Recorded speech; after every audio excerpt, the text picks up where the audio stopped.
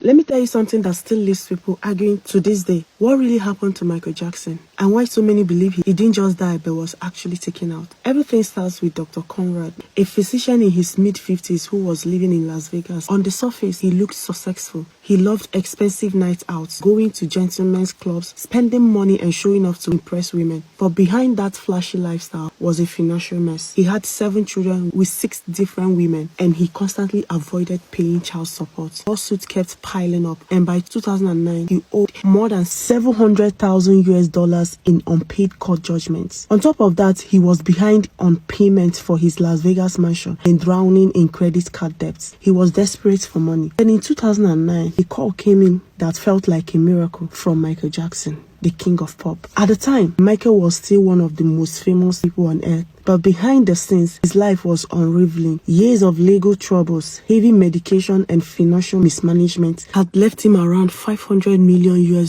in debt. To save himself, he announced a massive comeback tour called This Is It. Tickets for 50 shows in Los Angeles sold out within hours. The pressure was enormous. This tour was meant to restore both his career and his finances, but Michael's health wasn't what it used to be. The stress and constant rehearsal made his insomnia unbearable. He couldn't sleep at all, so he called Dr. Murray for help. Michael asked for the same drug he had been given during surgery, propofol, a powerful anesthetic meant for operating rooms, not bedtime. Any responsible doctor would have refused. Propofol doesn't help people sleep. It places them into a medical-induced unconsciousness state that can easily stop breathing. It should only be given in a hospital with full monitoring, but Dr. Murray didn't say no.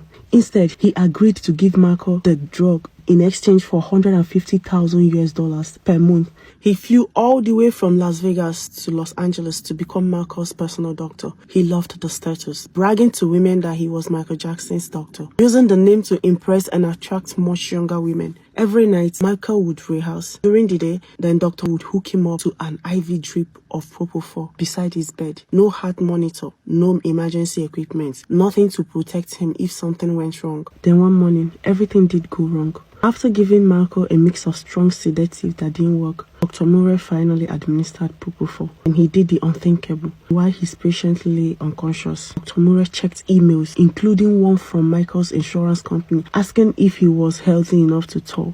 Dr. Murray replied that Michael was in perfect condition. He even took time to chat on the phone with a young woman he was trying to impress. When he finally checked on Michael, he wasn't breathing. Instead of calling 911 immediately, Dr. panicked. He attempted CPR but did it incorrectly. Then he called Michael's personal security instead of emergency services and told them to hide the propofol